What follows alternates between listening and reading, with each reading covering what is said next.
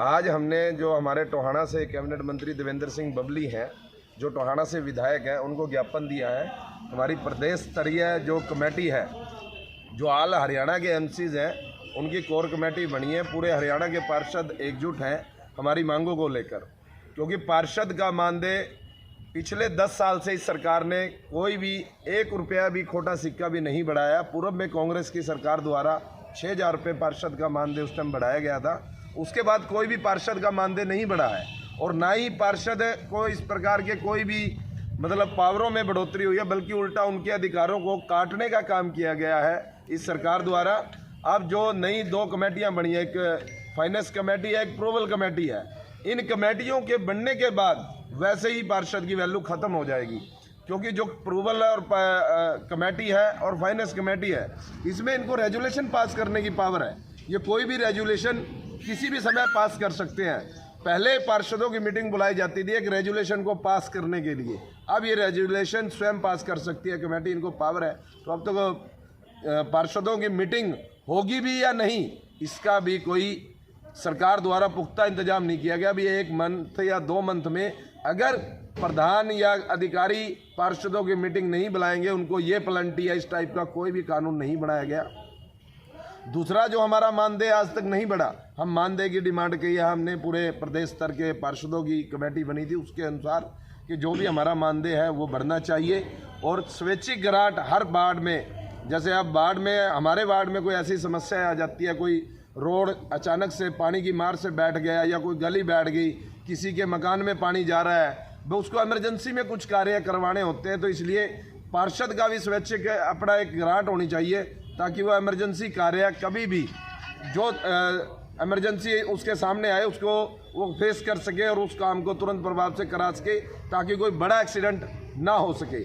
और दूसरा, पार्षद है जो नगर परिषद है, वो छोटी विधानसभा और छोटी पार्लियामेंट है, क्योंकि विधानसभा और पार्लियामेंट का जो प्रोसेस है वही सेम नगर परिषद का भी होता है। तो एक सरकार को बनाने के लिए पार्षद की अहम रोल अदा करता है, चाहे वो विधायक को बनाने में या एमपी को बनाने में। अपने वार्ड का जो मुखिया होता है, वो अगर वार्ड के अंदर अच्छे काम करेगा, लोगों से अच्छा जुड़ाव रखेगा, अच्छी सेवाएं देगा, तो उनके कहने से भी काफ़ी मात्रा में वोट मिलते हैं जो सरकार को चुनने का काम करते हैं। तो पार्षद की अहम योगदान होता है। तो इसीलिए हमने आज माननीय मुख्यमंत्री के नाम देवेंद्र सिंह बबली जी को ज्ञापन सौंपा है कि हमारी इन मांगों को सरकार जल्दी से जल्दी पूरा करने का काम करे, क्योंकि पार्षद पूरे जो प्रदेश के वो इकट्ठे हैं। कहीं ऐसा ना हो कि हमारी मांगों की अनदेखी की जाए और आने वाले विधानसभा और पार्लियामेंट चुनाव में सरकार को उसका खामियाजा भुगतना पड़े।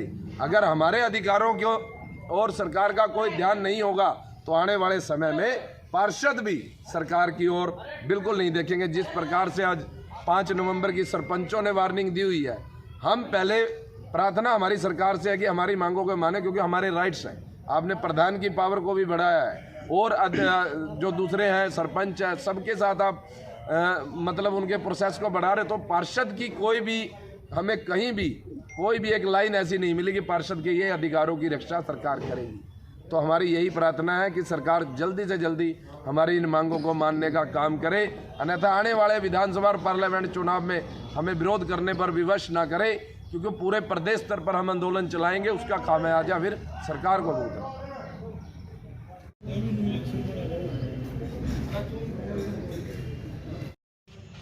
ऐसा है, पिछले दिनों हमारे जो समस्त हरियाणा के पार्षद हैं, उनकी एक बैठक भिवानी में हुई थी, और ये फैसला लिया गया था कि सभी जो पार्षदों की है वो मानदेय जो बढ़ाया जाए, जो कि काफ़ी कम है। उसी को लेकर ही परसों हम सभी लोग, हमारे जो माननीय कैबिनेट मंत्री हैं, निकाय मंत्री हैं, उनसे मिले थे हिसार में, और उन्होंने हमें आश्वासन दिया था कि मैं आपकी मांग को जल्दी मुख्यमंत्री के समक्ष रखूँगा। तो वही हमारा एक फैसला भी हुआ था कि जो पार्षद हैं वो अपने अपने विधायक को, अपने अपने मंत्री जो उनके हल्के के हैं, उनको एक ज्ञापन देंगे। उसी कड़ी में आज हम सब टोहाना के जो पार्षद थे, सभी नगर पार्षदों ने हमारे जो कैबिनेट मंत्री हैं देवेंद्र सिंह बबली जो टोहाना से विधायक हैं, उनको एक ज्ञापन दिया है, और उसमें मांग की है कि जो हमारा मानदेय है बहुत कम है, हमारा मानदेय कम से कम भी 15,000 होना चाहिए, ताकि जो हमारी व्यवस्था है मुझे सुचारू रूप से चला सके। क्योंकि एक पार्षद को हमेशा ही फील्ड में रहना पड़ता है, वो अपने काम का जो को ध्यान नहीं रख सकता। हमारा मानदेय इतना होना चाहिए ताकि हम अपनी रोटी रोजी का गुजर कर सकें। इसके अलावा हमारी एक मांग और है कि जो पार्षद हैं उनको अपना कोई एक पर्सनली कोटा होना चाहिए, जैसे 5 लाख रुपए होने चाहिए, ताकि वो उस 5 लाख को जब चाहे कहीं चाहे वो अपने वार्ड में खर्च कर सके।